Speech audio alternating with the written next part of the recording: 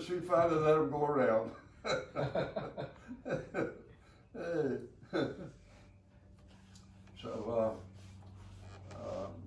I went out for football one day, but of course, living 15 miles from town, there's no way for me to get home, and I decided to see if I could thumb a ride home after football practice, and I ended up walking about half the way, and I thought, well, this is not for me, so I didn't get to go out for football. Yeah, that's a long way to. You're already tired. Yeah. Yeah. Did you finish high school before you? I guess you did before you went into the Yeah, service. I finished high school in 1945, which was the same year that I went into service. Mm-hmm. And just before I finished high school, I didn't want to go in the Army, and I got Mother and Daddy's permission to join the Navy, and I went up to Birmingham to be examined for the Navy, and got all the way through, and I was about ready to sign the papers, and the guy came and says, the doctor wants to see you one more time. And so I went back, I didn't know what it was all about. And he said, Newman, let me look at those feet one more time. So he says, you're flat-footed. He says, you can't take the training that the Navy gives. He says, I'm not going to certify you to be in the Navy. And a month later, I was marching for the Army. I had already had my draft notice, and so. Yeah. But the Army didn't care about my feet being flat. That's odd. I would think it would be the other way around. Yeah. So that's the way I got in the Army. As I said before, I was inducted on June the 6th. One of the things that were you ever in the service? I wasn't. No. One of the first things you did, they told you your Army serial number, and don't you ever forget it. And nobody ever has, I suppose. And after I was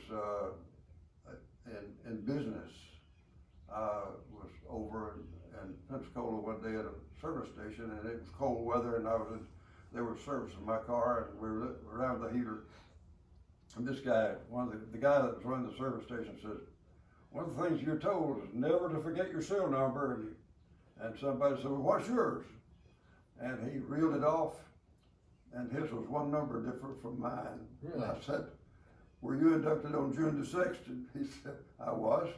I said, we were standing next door to each other.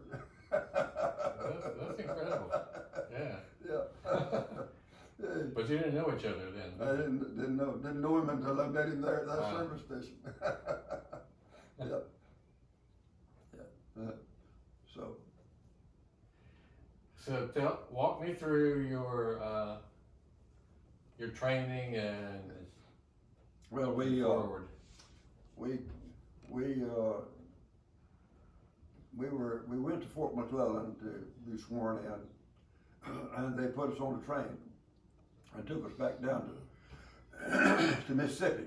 I'll forget the name of the town, but the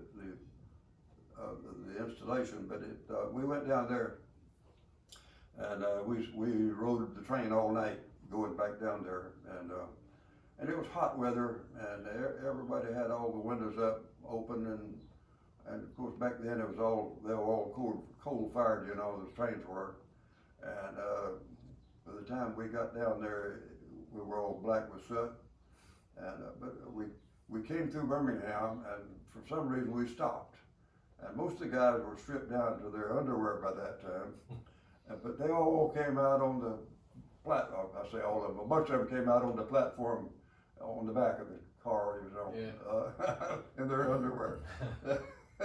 Nobody paid attention to that, and we got over in the morning. We got down to the station, and we stayed there for a week. And it was a week before we issued any clothes, and we had our one suit that we had worn, and I was wearing a white shirt. And you can imagine what a white shirt looked like at the end of a week. Yeah. but we finally got inducted, and they put us on a train and took us right back to Fort McClellan, where we started training. And I was in the company there, and the sergeant from our platoon was Sergeant Dietrich. I'll never forget him. And he was mean. That's all you can say about him. Now, the other sergeants for the other platoons were nice people, but I got a hold of the bad one, and he was, and he didn't think a thing in the world about cussing you out, and right in front of everybody, you know. And but one of the incidents that happened was they just worked us till we had just about dropped, you know. Of course, the first thing they told us, they issued us a rifle and they said, "Now you always keep this clean. Always keep this clean. This is your assurance that you'll be safe." Mm-hmm. And so they would work us all day long, and then we'd have a night problem, and we'd come in. And so, what do you do when you get in? The first thing you do is break the rifle down and clean it before you go to bed. Yeah. And they might, about the time that they figure everybody have their rifles clean, they might decide to have an inspection just to make sure that everybody's rifle's clean. But that's the kind of training we were going through. But one night we had a problem where we had to crawl all the way across this field. It was a grass-covered field. And I was just so tired, I suppose. I went to sleep crawling across that field. Wow. I woke up and there was mud around me, and I realized that the platoon had already assembled the area, and they were critiquing it. And I crept in the back and sat down on the back seat, and I figured, well, I got through that one okay. But after the critique was over, we assembled again, and we numbered off, and he said, "Okay," he said, "one of you son of a bitches wasn't here on the first count."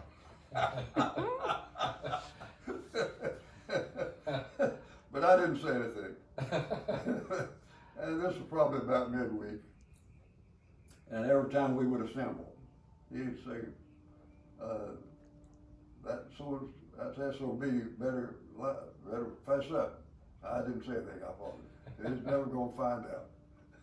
So, I think it was probably Thursday afternoon.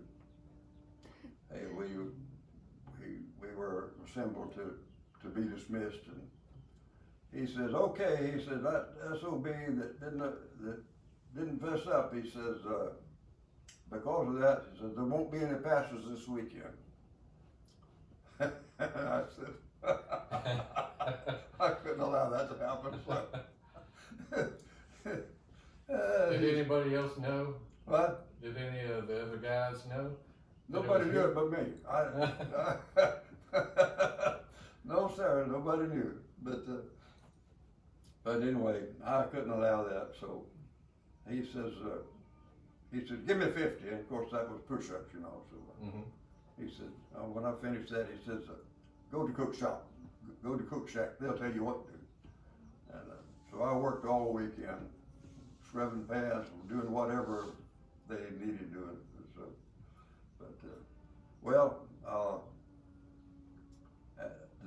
one of the last weeks of the training, we marched out. You always heard about the 20-mile hike. Yeah. Well, we had the 20-mile hike with full gear, rifle, everything, and we marched about half a day going out there, out to the bivouac area, and we got there. We had to set up our tent and dig foxhole. We had to dig a foxhole, and we had to dig a latrine. You had a trench where everybody went to the bathroom, all that, and you carry that shelter half on your back. What it meant was that you set up the tent with another party. Each one of you had a half tent. Mm-hmm. So, and you had to dig a trench around the tent in case it rained, which it did that one night. And you trenched around the tent. Well, the ground was so hard till when we drove the tent pegs in, that was okay until it rained that night. But when it rained that night, the tent pegs all came out of the ground and the tent fell in on us and we got soaked. But when we started out that morning on the hike, Sergeant Dietrich, my sergeant that I love so well, he went on sick call. Uh-huh. And he's had some problems. And about midweek, some of the cooks came in with some more food and so forth. They were on a Jeep. And Captain Keogh says, by the way, he says, how's Sergeant Dietrich doing? And the cooks didn't like him apparently any more than we did. They said, as soon as y'all left, he went into town. We ain't seen him since. The captain's face turned red. He said, give me the key to that Jeep. The next morning, the sergeant was there. Only he was a private. There, he was wearing his shirt where, you know, when they did that, they always rip their chevrons off, you know. So he was wearing that shirt where the chevrons had been ripped off. Oh, goodness. So, but then as I said, we finished training there that week, and that was about the end of our training, and then they dropped the bomb, and we sat around waiting for another week till they dropped the second one, and Japan surrendered, and so then they changed our orders and sent us to Europe. Yeah. And as I said, I think it was either a one or 2 week furlough that I had, and then took the train up to Newport News where we got on the ship. Yeah. And I got the duty at 3 in the morning at the kitchen, and 2 or 3 mornings after that, I got up one morning and we were going through a storm, and the ship was down, and I was feeling kind of woozy. I got downstairs and I told one of the mess sergeants, I said, I don't know if I'm gonna be able to stay here or not. I said, I might be getting seasick. And he says, he handed me 3 oranges. He says, take these oranges and go up on deck. He says, eat these and get some fresh air. You'll probably be okay. So I did. And I got up there and I thought I heard a cannon shooting. I thought, what are they shooting a cannon about? And then I realized that when the ship came up like that, when the bow came down, it hit the water and it sounded like a cannon. Now that's how high that thing was going. Yeah. We were really in a storm like I had never seen before, and but that was the worst. The oranges did the trick, and the fresh air. I didn't get seasick. I've never been seasick, and I've been out on a good bit, sailed a good bit, but never had any problem with it before. And we got into La Havre, France, and we unloaded, and it had. The port was, everything over there was just knocked out, you know, bombed out. The Allies had done a tremendous job on Europe. They had bombed everywhere, and so we unloaded, and there was an old hotel up on the hill that had been bombed, and it didn't have a roof on it. Okay. And but we had our GI clothes and so forth, and they said, go up there in that old hotel and we'll spend the night in that hotel, and said there'll be a train come by to get you in the morning. And I'll never forget, there were about 4 of us. We got in a room together, guys that I didn't know, but we spread our stuff out, and there was snow in the corners. This was November. In fact, we were on the water during Thanksgiving, and so it was cold. Well, the train didn't come the next morning, but another ship came in. So they told us, they marched us out of the hotel and gave the hotel to that guy, that shipload, and they put us out in the middle of a field, and we stood around out there all day, and it got colder and colder, and so there was a house with a fence across the way there, a wooden fence, and some of the guys went over there about dark and tore that fence down and built a fire with it. Well, it turned out it was the mayor's fence. Suddenly we had MPs from all directions. And they marched us back out in the middle of that field, and for a little bit, and then they decided, well, there was an outdoor kitchen there, and they fired off all the jets on that outdoor kitchen, and marched us back over there, and we could stand around there and get a little heat going. But everybody piled their duffel bags out in a pile there, and along towards midnight, I went over there and I just pulled a bunch of them out and got down in amongst those duffel bags and got a halfway night's sleep. And the train finally got there that morning, and they were hauling us in what they call 40 and 8s. It was you've heard that, it's a rail car that carries 40 people or eight cows.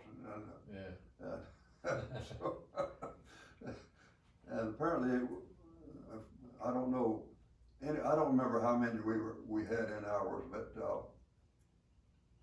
we could all lie down. There was room for all of us to lie down except for one. One had to sit up, and we stayed on that Joe for 5 days.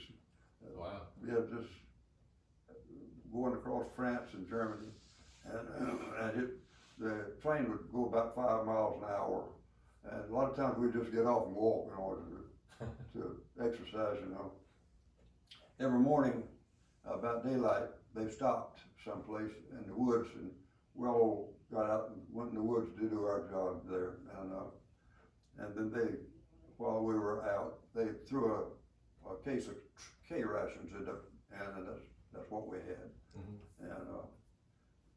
And some of our guys were pretty ingenious. One thing they had plenty of over there was coal. There was coal everywhere, and so one of the places where we apparently stopped, some of the guys got found an old drum, and they fashioned a heater out of the thing. And we had a coal burning heater. They fashioned us some stovepipes out of something or other, I don't know. And but every once in a while the train would stop, and that thing would fall over. The pipes would fall off and fill the place with smoke. So it was a mess. But and at midweek, one night about midnight, we rolled into a place, and they it was a camp, and we were unloaded, and we were given well, first we were allowed to go to some hot showers. That was our first shower for the week. And we got a hot shower, and then we came back and they gave us a hot meal. And then we got back on the train and headed out again. But there was no communication over there. This was before the CB radios and that sort of stuff. And the trains would meet. We'd meet another train, and the engineers would get out and decide which one was going to back up to the last last sighting they had seen. Mhm. And that's the sort of thing that went on. But, well, we got to Bayreuth, Germany, and, the army had taken over a college there, a girls' college, and they were hauled up there, but we got to that place that morning, and, we went about the next day they loaded us the first night, they just found us out wherever we could find a place to sleep. And they had me sleeping with a bunch of the cooks. And, I'll never forget, one of them says, what are you gonna do? I said, I don't know, I'd like to be a truck driver. He said, why don't you be a cook? I said, well, I don't know how to cook. He said, well, I didn't either a couple of weeks ago, but I'm gonna cook your breakfast in the morning. So you can imagine what kind of food we had. But then they loaded us up on the truck, and we went to another area where they told us all that they needed, but it was cold, and we were on the back of that truck and really froze to death. We drove for about an hour. And that was when I realized that the trucks over there did not have cabs. They just had a piece of canvas over the driver. So I was beginning to wonder if I wanted to be a truck driver. And we got in there, and the sergeant got up and he says, now guys, he says, we need two things real bad. He says, we need truck drivers and we need typists. And he said, we need typists real bad. He says, anybody knows what a typewriter looks like, to hold your hand up. And I made one good move. I held my hand up. I had taken typing in high school. So I got, I was not a truck driver. And I went into the office there. We had a real nice captain, Captain Dietrich. Not Dietrich, Captain Keel. No, Dietrich didn't come back, right? No, that wasn't him. I can't remember the name of that captain, but he was a nice fellow. Okay. And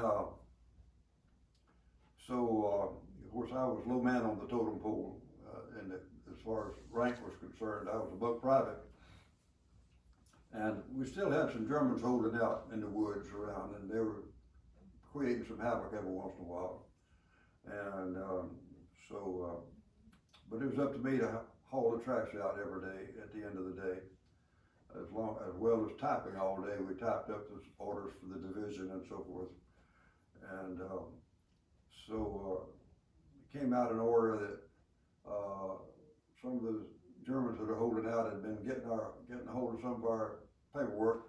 So hitherto, only non-commissioned officers could burn the trash. And so I showed that to the captain. And so the next morning when I reported in, he says, good morning, Corporal Newman. So that's where I got my first rank. I still had to burn the trash. You got promoted so you could take the trash out. Hey, but it was, we still had our uniforms on, our fatigues that we trained in, and we had split leather shoes, and we didn't have any military courtesy. Nobody saluted him. The general was in our office building. If we met him, we saluted him, but he's the only one we saluted. And we were terrible looking. The guys came, some wore tie, we were terrible looking lot. That's all I can say. And of course, we still, they had issued us a carbine, and we had to have those carbines with us everywhere we went. And we'd go to the office, the enlisted men's club at night, and we'd hang our carbines on the back of our chair, and we had to be ready. And this went on for about 3 months. And so they decided that we had to start looking like soldiers. And about that time, they moved me to a different camp, to Bamberg, Germany, which is maybe 50 miles away. And they issued us new uniforms. We had tailors to tailor the uniforms and make them spiffy. Mm-hmm. We issued shoes that you could shine. We started having assembly in the morning and making sure that everybody was dressed properly and so forth. And I'll never forget about the first day that I was there. Two or three of us went to chow at lunchtime, and we were coming back, and we met this colonel, and we didn't think anything about it, you know. And about the time we passed him, we heard him shout, and we turned around, and he called us back, and he said he chewed us out for not saluting him. And so that weekend, they put out the word that from here on it would be strictly military courtesy as we had been trained. And in our office we had a Lieutenant Dunn, and so Monday morning he didn't show up. And about noontime he came in, he was all unshaven, his clothes were wrinkled, and somebody said, "Lieutenant, what has happened?" And he started cursing. He said, "My best friend." He said, I didn't salute my best friend, and he threw me in the brig. But I didn't realize it, but they had, they would have you could go into town, you know, for the weekend, and so, but his best friend would walk down the street, and he had two MPs behind him, and he had a truck along about the side out in the street. And if somebody didn't salute him, then he'd just point to him, and the MPs would put him in the truck, arrest him. Well, he had met his best friend, and he didn't salute him, and he put him in the truck. So, oh boy. I guess they weren't best friends after that. But the MPs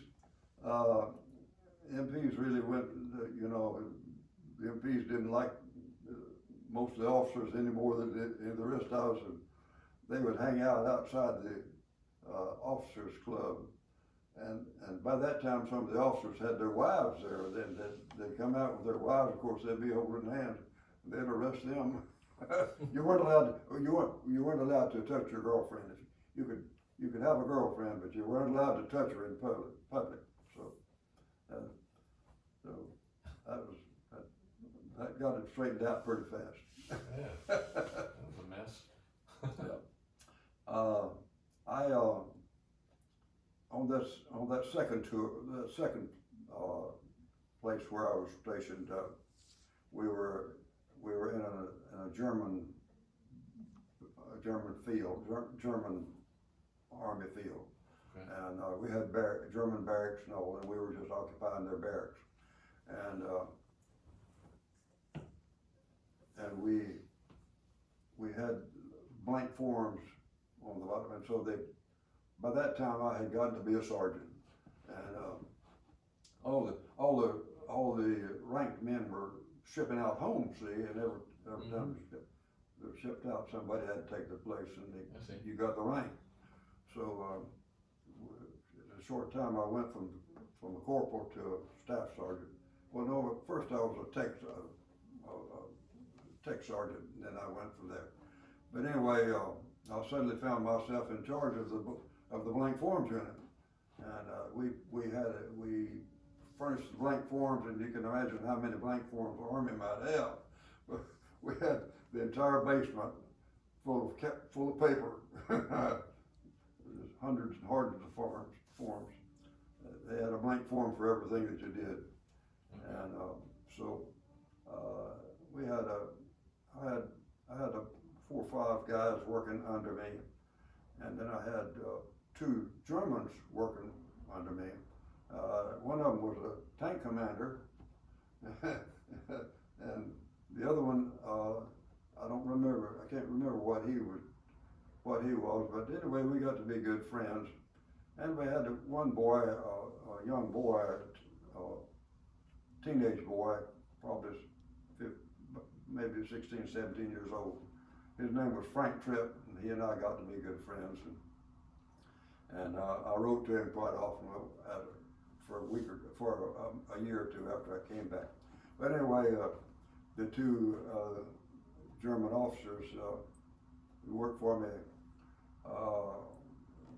we got to be good friends, and they said, now, you know, they said the big problem is going to be Russia. Well, of course, all I knew was Russia was our friend. I said, what are you talking about? And I said, actually, what we ought to do is, with your tanks and our infantry, we could go and take care of Russia now. Somebody's going to have to do it one day. And they kept talking like that. And finally, I just told them, I said, if you mention that one more time, I'm going to get you out of here. So that cut that out. But I've thought about that, how they knew what was going on in the world, and I had no idea. All I knew I was in Germany. Hey. So,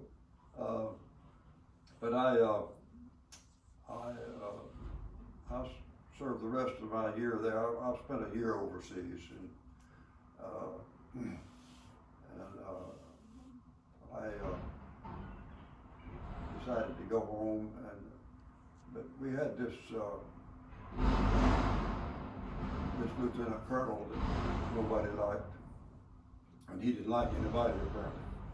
Those are not sound effects from the war. It sounds like it. Yeah. By the way, I might tell you an awful side one here.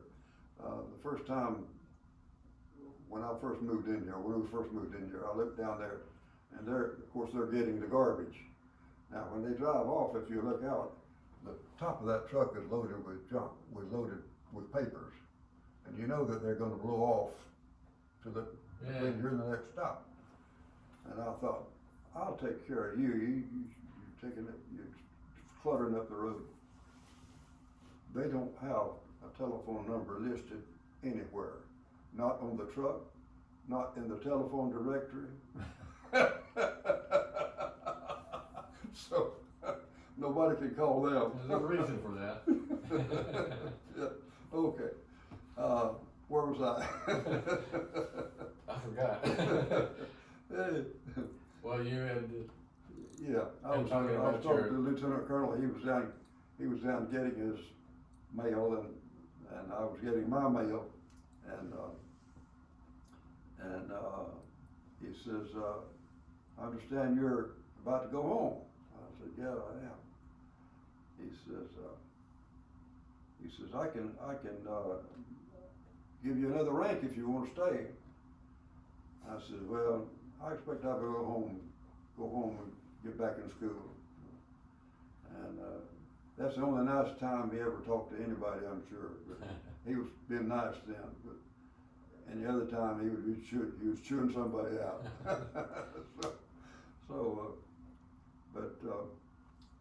They, like I said, Daddy said, don't bring a gun home. Well, I had a gun that I wanted to bring home because they were everywhere over there, you know. And well, the Army had thought ahead of us. Oh, and by the way, you know, if you remember the Battle of the Bulge, you know, our men were there without proper clothes. They almost froze to death there. Yeah. Well, after it was over with, they brought in the clothes that they should have had, and they were beautiful uniforms, fur-lined uniforms and all. And I got a bag full of those things. They were stored in the room down beside our bunch. Mm-hmm. And I got a bunch of that stuff, and I was going to bring it home. So I had one duffel bag with my regular GI stuff, and then another duffel bag full of clothes and my gun. There you go. Well, we had to go get our ship on the North Sea. It's about 3 days journey, and so the first night,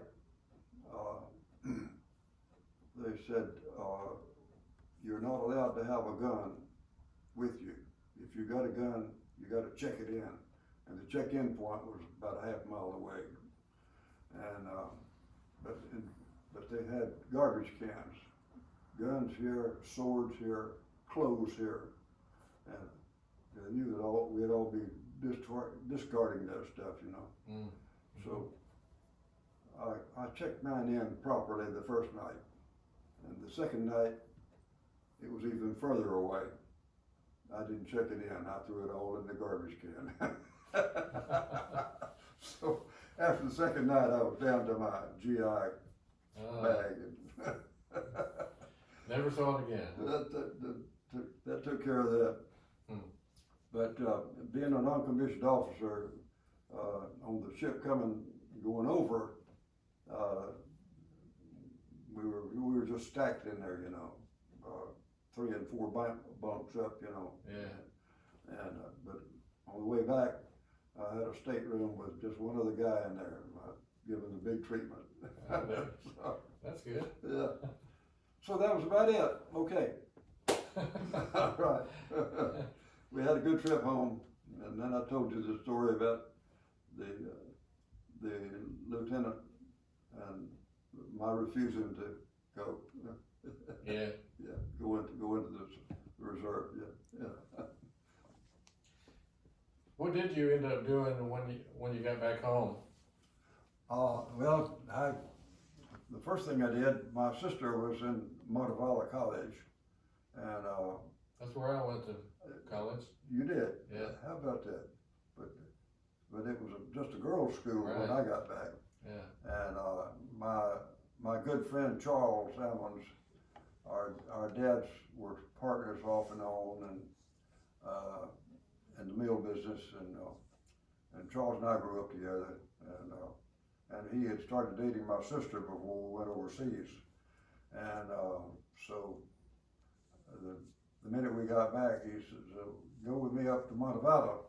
I want to see Jean." That's my sister's name. So we went up there, and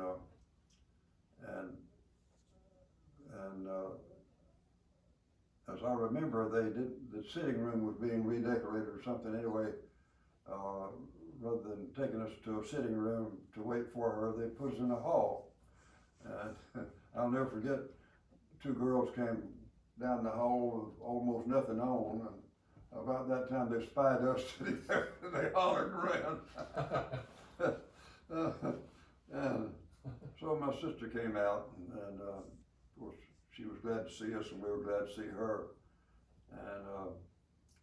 And I said, or one of us said, well, now what can we do? And she said, well, we can go from this end of the campus to that end of the campus. No way out of that. She said, well, I can check out and go home for the weekend. And I said, well, let's do that. And I had an uncle that was a preacher in Birmingham, and I said, well, why don't we just go and see Uncle Joe and Aunt Myra, and we'll sleep with them and just we'll tour Birmingham. And so, and she says, well, of course, I didn't have a friend, and she said, and she named some girl, I forget her name now, but it was a girl that I'd graduated with from high school. She says, she's down the, would you like me to go get her and let her go with us? I said, yeah. So she went and got her, and yeah, she'd be glad to go. So she checked out to go home. We all checked out. They checked out to go home, and we went to Birmingham, spent the weekend in Birmingham. But it wasn't long before Jean and Charles got married, and they were, in fact, we've got pictures of a church that I grew up in the room in there, and but there had never been a wedding in that church, and it was just an old church, 1-room situation, and with a heater in the middle, and water stained walls and all, and Jean wanted to be married in her church. And it looked terrible inside, and of course, by this time it was August, in summertime, and hot weather, of course, no air conditioning. Well, the first thing we did, I and a couple of our employees that worked on the farm, we went to the woods and we cut smilax vines, and we covered those walls inside there with smilax vines. I don't think I've ever heard of that. It's a vine that grows, it grows in vines, it grows thick. Yeah. And then and they were married at night in the church, and it was the first, as I said, it was the first wedding in the church that had ever been, and the church was over 100 years old then, and they had, I'll never forget, they had 2 candles down on the table in the front, and about the time we got the service started, it was so hot, one of those candles just that's how hot it was. Wow. Hey, I can imagine that. but there's now they've got some of the ladies had quilted a quilt with some of the highlights of the church, and it's nailed on the quilt's nailed on the back wall, and they've got their wedding in there, embroidered in there, the date of it. So, I was not a very good student in high school, and I meant to go to college. My mother and my father had some college. Neither of them had graduated, and they had always talked that I should go to college. And of course, we had the GI Bill then, and it was the most lucrative thing you can imagine. It paid all your expenses, and as I remember, I got about $60 or $70 a month for living expenses, and you got the number of months that you were in the service plus 1 year. So that meant that I would have a year. I was in service 18 months, and so I would have 18 months plus 1 year. And fortunately, the Lord has always looked out after me before I accepted Him as my Savior. But as I look back, He was always there, keep me straight. And well, they got my mine all mixed up. I couldn't get the records right with the college, and so finally I thought, well, I'll just go to Montgomery to the VA office and get it straightened out. And I got up there, and it was a guy from our hometown. I didn't know him, but the fact that we're from the same hometown, we were instant friends, of course. And he said, well, let me give you.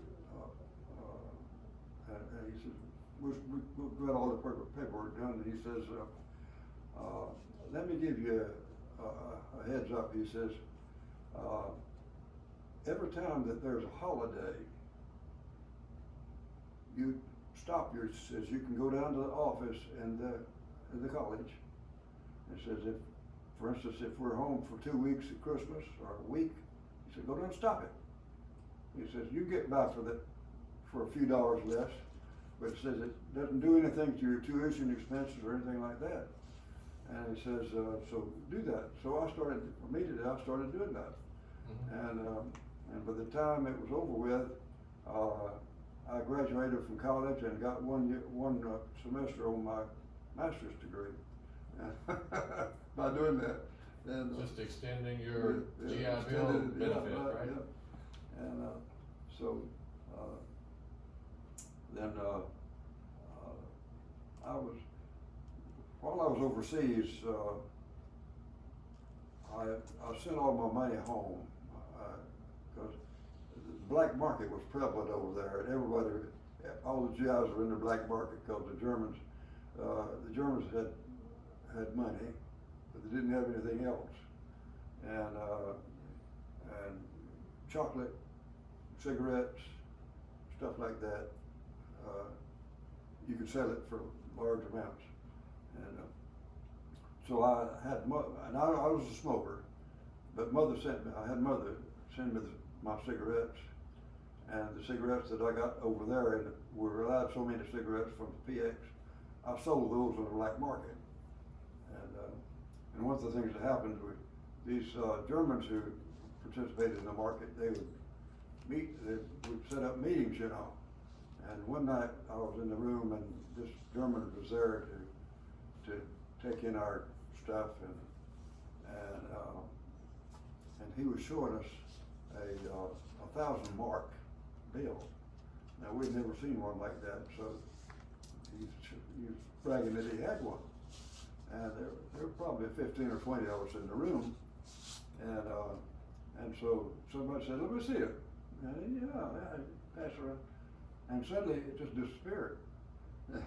The guy said, "Where's my bill?" And nobody said anything. And he said, "Oh well, come see, come saw." Somebody, we never knew who had it. But I sent all my money home, and when I got home, from overseas, I had $700 in the bank, which was a whole bunch of money at that time. Yeah. And Daddy and Mother had gotten a new car. You had to at that time the cars were rationed, and you put in your name, and when yours came up, you took whatever was there. Well, they got a pretty nice sedan out of it, and we had an old 39 Chevrolet that had been overhauled 2 or 3 times. It was a mess. The fenders were tearing, but I used it and took it to college with me, and I was mainly a party boy. And now, where'd you go to college? at Troy State. Okay. And and Charles and I were there together, and he and my daughter, he and my sister had not married at that time, and so we partied, and we took just enough and made just enough grades to stay in school. We weren't really, so he and I both figured that we would go in the sawmill business, because we knew that we had worked at the sawmill in our off time, and we knew the sawmill business, and so after the first year, and during the summer, we left college and decided we weren't planning to go back, and we were going to find us a mill and get it started.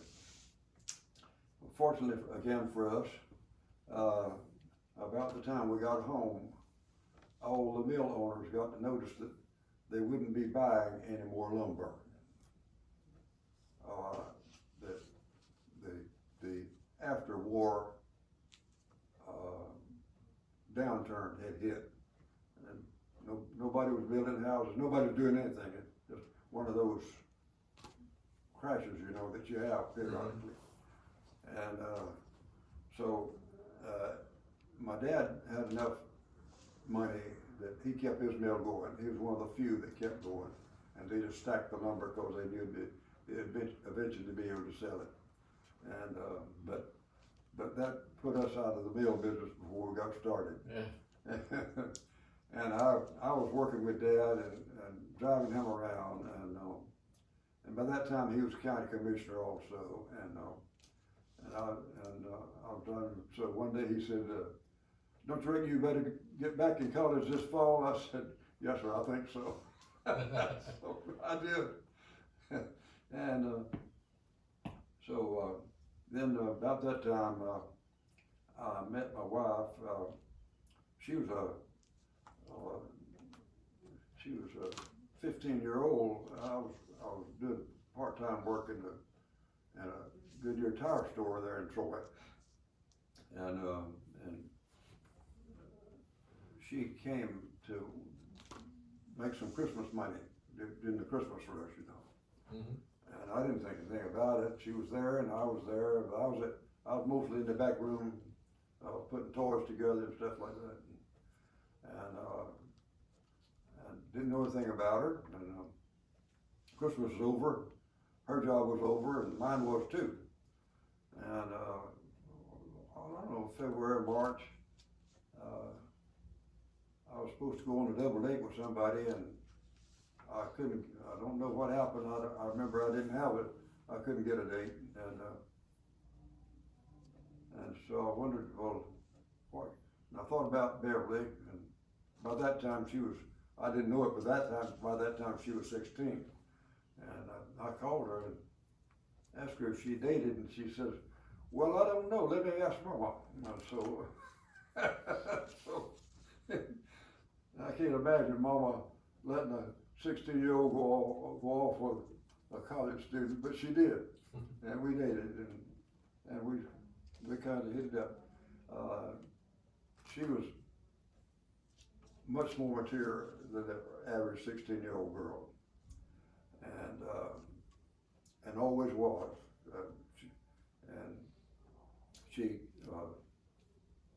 Well, she just, I don't know,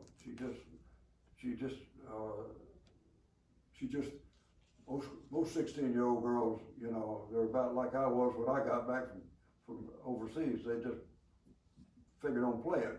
Mm-hmm. But she kept house. Her mother worked and her dad worked, and she kept house and she cooked a lot, and that's the way she was raised. And so we kept dating off and on, and then about that time, although I'd been in church all my life, I had never really been a Christian, and went home for one Christmas, and my wife, my mother said, they have a little Christmas program down at the church, would you like to go? And I said, well, yeah. She says, some of the people you graduated with are putting it on. I said, okay. So I went down and, well, I don't know if you want this or not. No, go ahead. Well, Certainly. after the program, we were standing around the old heater, still the same old church with the heater in the middle. Yeah. And one of the guys that run the program, these people were from Sanford, Mm-hmm. up there. And he came up to me, he said, are you a Christian? I said, no. He says, would you like to be? I said, no. And he turned and walked away. And I reckon when I get to heaven, I'll find out who it was. But the thought occurred to me, Newman, what do you mean? Do you know? Of course, I knew what it meant to be a Christian, and I knew what it meant to go to hell and go to heaven, and so I've been taught all my life. And but the more I thought about it, the more the Lord was putting His hold on me. And about 2 o'clock the next morning, lying in bed, I surrendered to the Lord, and and I've been a Christian ever since.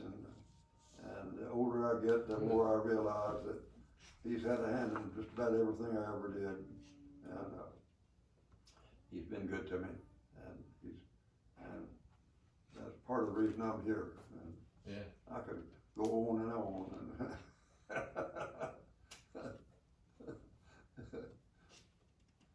Interesting that it must have been more than just that guy asking you. Pardon? There must have been more to it than that guy just asking you. Well, of course. Maybe that. Let me say that I was raised in church. From my earliest recollection, we went to church. My family did. And when I was overseas, I went out partying every Saturday night, and but I went to church next morning. It was just ingrained in me. Yeah. And I had been taught what it was to be a Christian all my life, but I had just never wanted to take that step. I felt that it was take up all of the good times that I was going to have, and but I found since then that there are more good times. You can have a whole lot of good times without violating what the Lord wants you to do. And so I might say that my wife and I, we realized that early on that we were in love, and I finished college and we decided to get married, and she still had a year to go to high school, and so we decided to get married, and I went and asked her father and mother for her hand in marriage, and they agreed it was okay, and but promised that she would go finish high school.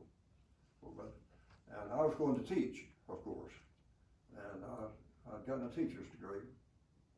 So we got married, and we took a trip up to Massachusetts.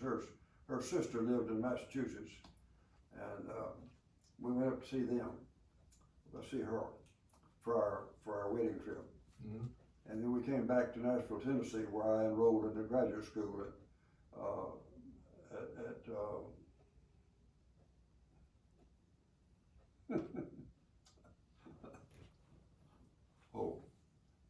it'll come to me after a while. Peabody, wasn't it? What? Peabody? Peabody? Peabody, yeah, Peabody College, yeah. Okay. Yeah, they were a graduate school there, yeah. And so we spent the summer there with me in college, and sadly, everybody was talking about where they were going to work, and I realized I didn't have a job, and I had a wife, and my GI Bill was running out the next week. Oh. And so I remember that night we were renting, we didn't have an apartment, we were just renting a room, and we had a little kitchenette off of it, and so living, as they say, from hand to mouth. And so I told her that night, I said, honey, I don't have a job, and school's out next week, and I said, there are plenty of jobs up in the hills of Tennessee for $150 a month. And I said, but in Harlan, Kentucky, I said, they're having a shooting feud up there, and they can't get teachers. And they're paying $175 a month. And I said, I'm going in the morning and apply for one of those jobs, and we'll be living in Harlan, Kentucky. And I said, and we'll just stay out of the line of fire. And she said, well, whatever you say, honey. Well, I had interviewed down in Pensacola months before out at Tate High School, and with Mr. Lipscomb. And I had actually forgotten about it. And about that time, the lady that we were renting a room from said, we didn't even have a telephone, by the way, said, there's a gentleman who wants to talk to you on the phone. And so it was Mr. Lipscomb from Tate. And he says, Mr. Newman, says, can you teach bookkeeping? Well, I had started off in accounting and decided I didn't want to be an accountant. So I'd had, in fact, I was certified in accounting. Actually, I was certified to teach business subjects. And I said, yes, sir, I can. In fact, I said, I can teach anything you've got in order to get to Florida. So we moved. He said, well, we're about ready to go down here. Says, come on down this weekend. And says, come on out Monday morning and we'll get things going. And so we moved to Florida that weekend with everything we owned in the back of my car. And how much did they pay? pardon? How much did they pay? $225. Well, there you I go. mean, we were rich. Yeah. And but I told her, of course, she had to go to college. She had to go to school. We had promised. I said, now, you're going to have to go to Pensacola High School because I'm teaching at Tate. You can't go to Tate. Well, immediately we met some of the teachers out at Tate, and they were real nice to us. And so I would come in, and we were in preschool, and I would come in the afternoon, and she'd say, I want to go to Tate. And finally, I said, well, you can go to Tate, but you can't take one of my classes.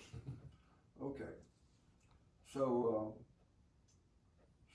we agreed to that. Well, 2 weeks into the year, they closed out a home ec class that she was in, and that was necessary for her to graduate. The only thing left was my bookkeeping class. So I ended up teaching my wife. Wow. Hey. I bet she got an A too. Yeah. Hey, but see, there was the Lord looking out after us. I didn't know that I was going into the insurance business. All I figured is that I'd teach the rest of my life, you know. And but she finished school that year, and she was a good bookkeeping student, and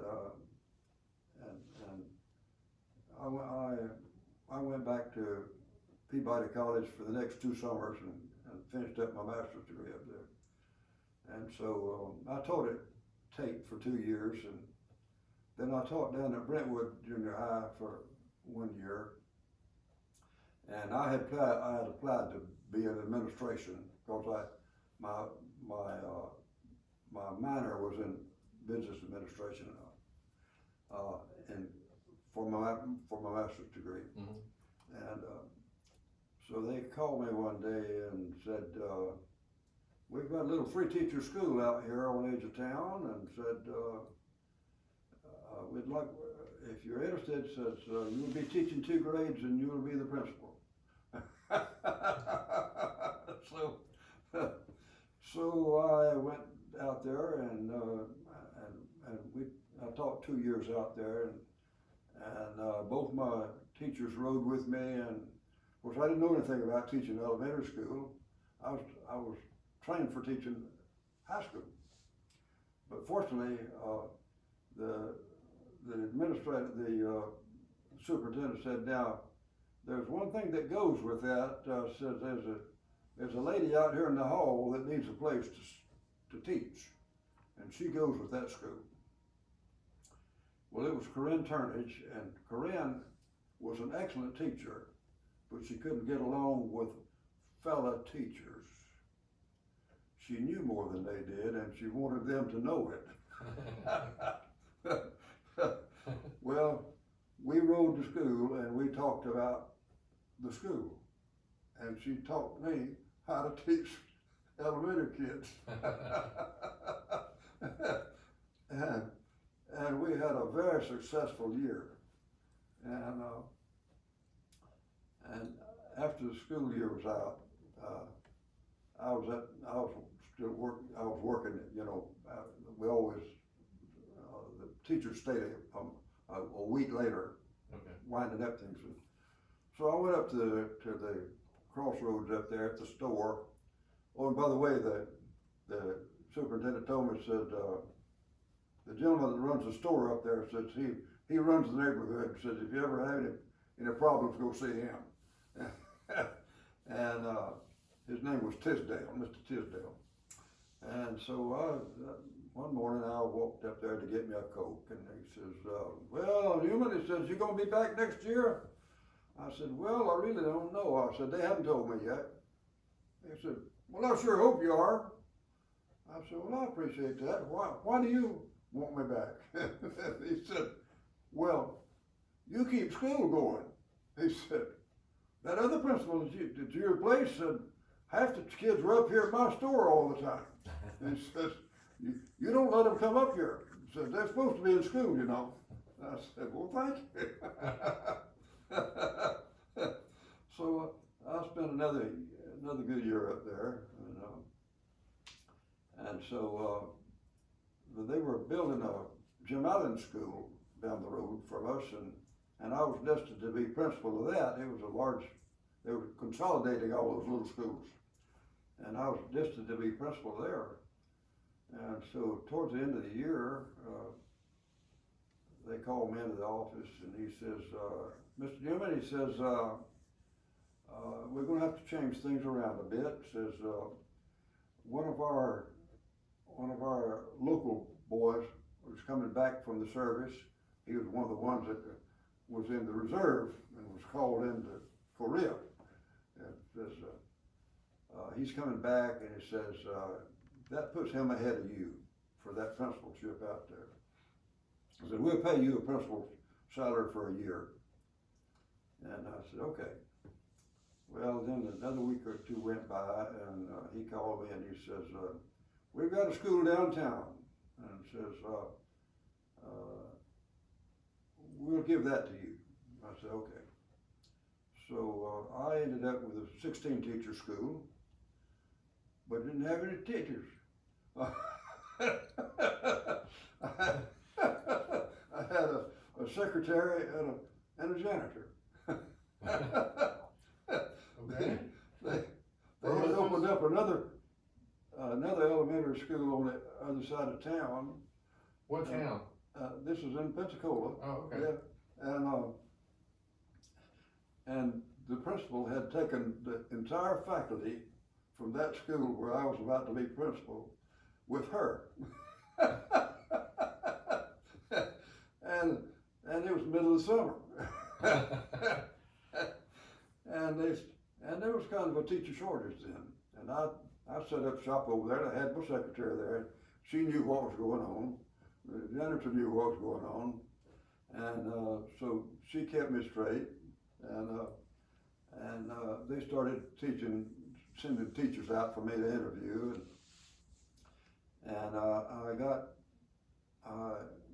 got all the positions filled except 3 first grade sections. And it was getting on towards time to start school. And by the way, during all this time, I had never been able to make enough money to keep us going, and I was selling gas systems on the side every afternoon.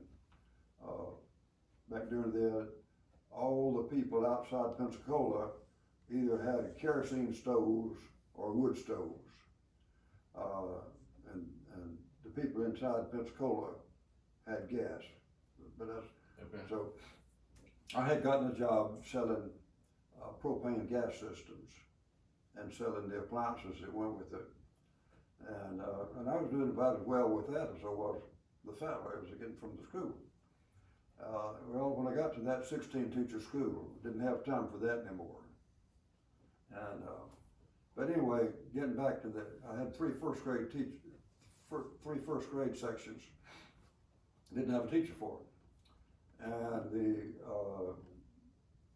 the personnel director down there called me one day and says, Newman, he says, are you going to teach those first grades yourself? I said, no. I said, but I'm a salesman. And I said, the next 3 teachers that come in here are going to teach those 3 grades. Oh, show me. I said, okay. Well, I'll never forget.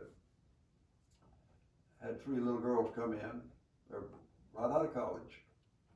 And one of them was from Mississippi, and 2 of them was from North Alabama, and 2 of them were twins. And they interviewed with me. And they said, what grades do you have open? And I said, just have 3 first grade sections. We're not interested in them. Everybody was interested in 3rd or 4th grade. I said, well now, let me talk to you a little bit. I said, okay. I said, I know why you're in Pensacola. You do? I said, yeah. I said, you hope that you'll be marrying one of those naval cadets out there. I said, let me tell you something. I said, if you marry one of them, you're subject to be transferred about any time during the year. I said, if you can teach first grade, there's always a shortage of first grade teachers. I said, if you can teach first grade, you'll always have a job by the time you get to the next place. And they said, let us think about it. And they walked out in the hall, and I could hear them giggling out there, you know. The few minutes they walked back in, they said, we'll take it. Well, that was fine. I had my problem solved, I thought. But after about a month or 6 weeks, I started visiting the classrooms, and I visited their classrooms, and those children were still sitting there leafing through picture books. And I called them together that afternoon. I said, it's time for those children to be using reading books. I said, what are you doing about that? They said, we don't know. And well, back then we didn't have very many administrators, very many supervisors, and but we had a supervisor that nobody liked, and but she was a friend of this Mrs. Turnage that nobody liked, and so I called her, and I told her what the problem was. I said, I've got 3 first grade teachers that don't know how to teach first grade. And I said, I would like to fix you up a desk out here and let you be this your unofficial place to stay. She said, suits me. And she did. She came out there, she stayed out there a good bit of the next few months. And by the end of the year, those kids were on schedule, and everything worked out great. Great, yeah. But that school was right where the Civic Center sits now.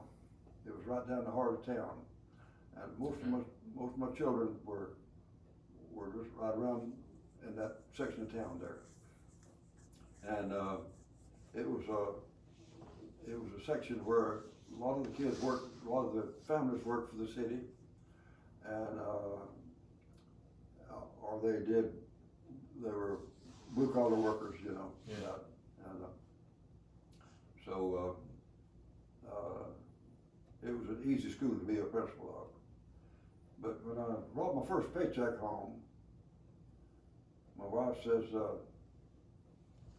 we owe more than this, and it doesn't leave anything for groceries. Well, maybe let me digress a little bit. I had a good friend.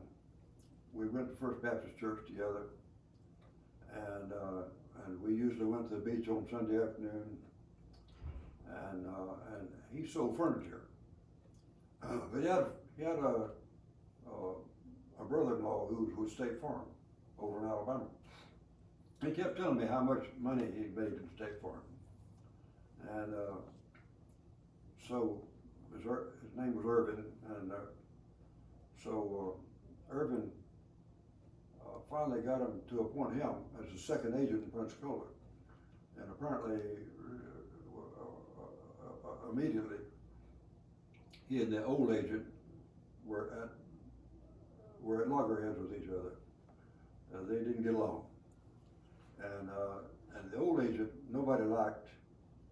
And so all the people at First Baptist Church where we went, they started transferring their insurance to Irvin. And of course that really created a problem for State Farm. And so they decided to make a district out of Pensacola and take on some more agents. And so one afternoon we were at the beach, and Irvin says, by the way, he says, State Farm's going to put on some more agents, says, you ought to see about it. I said, I'm not interested.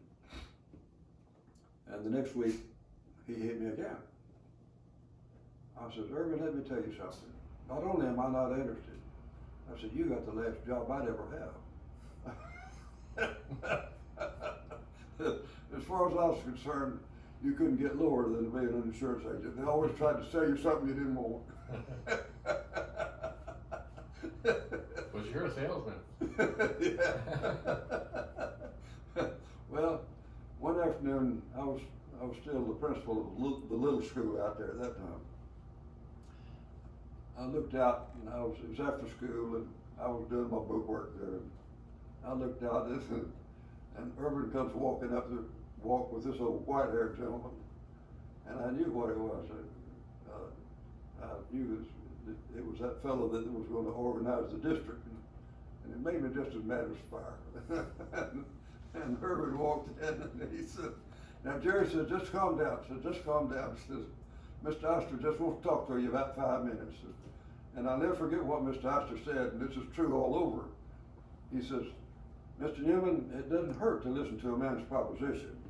He says, it's when you take him up on it that you get burned. He says, would you give me 5 minutes? And I said, yes, sir. So he outlined the program, and I said, thank you. And they left, and I thought, you'll never hear from me again. But when I brought that first paycheck home, oh, and he says, I'll never contact you again. But he says, if you ever decide that, if you ever get interested, he says, I've got a little test. He said, we don't know if you can sell insurance or not. But he says, I've got a little test that'll give us a good indication. And he says, if you ever change your mind, said, just give me a call and I'll administer the test to you.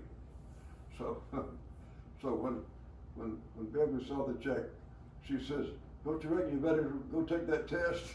I said, I'll play, go ahead. So, I passed the test, but I had to do a bunch of work to get certified with the state, you know, in order to be an agent. So it took the entire year and my off time to get that done. And